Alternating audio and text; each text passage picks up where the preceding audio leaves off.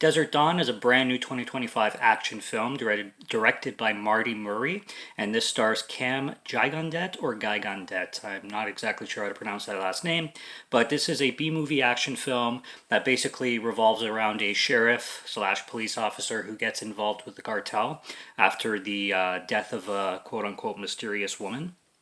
And he's basically not going rogue necessarily, but he's taking sort of the law into his own hands and basically gets caught in a web of like conspiracies and cartel issues and stuff like that. And the deeper he goes, the more in shit he buries himself in, kind of thing. And he also has this partner that's working with him, and they butt heads a lot.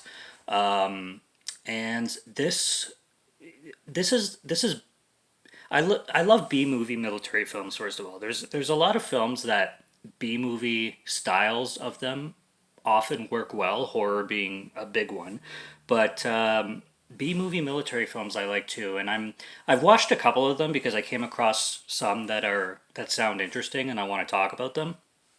And I'm planning a review series on the Marine series, which there's six of those.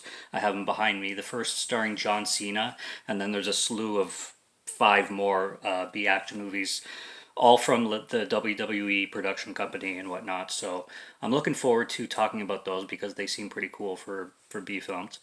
But Desert Dawn, I wasn't a big fan of this one, and it's one of the most convoluted films I've ever seen when it comes to the direction and the story and the plot line. It's really hard to follow, and I thought I was just an idiot, and I was, you know, I don't know if I was just not, it wasn't processing or whatnot, but I looked at some reviews, and it seems like a lot of people had the same issue.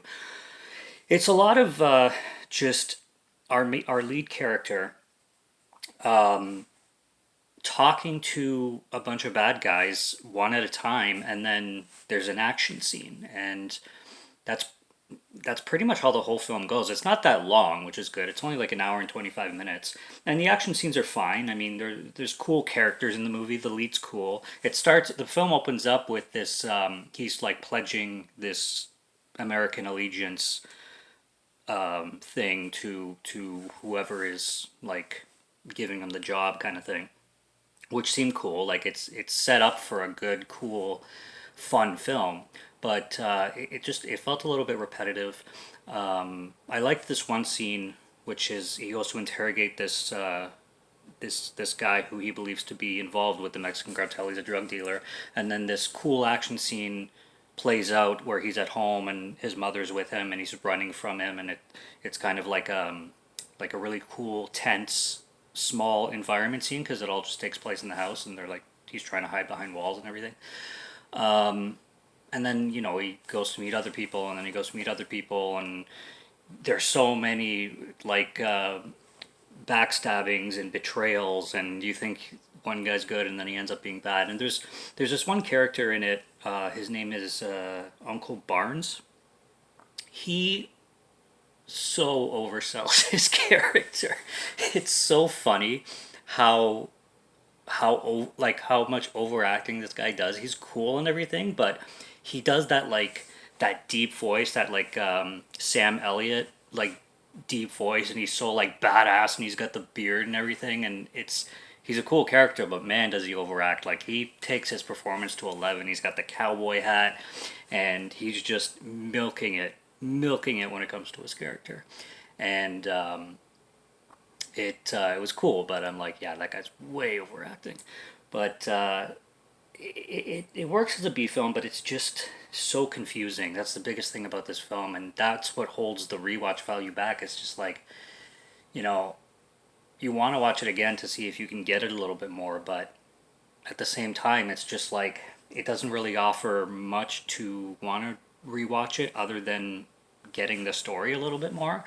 And it's not void of action or anything like that. It's got plenty of it, but the rest is just meandering and talking, and things just not making sense. So like I'm waiting for this mysterious woman to die, and it took forever to get to that. It's like I thought this film was gonna be opening up with something like that. Like that's the whole premise. That's the whole plot line, and it's like did I miss something? Like the whole film, I just kept saying like, did I miss something?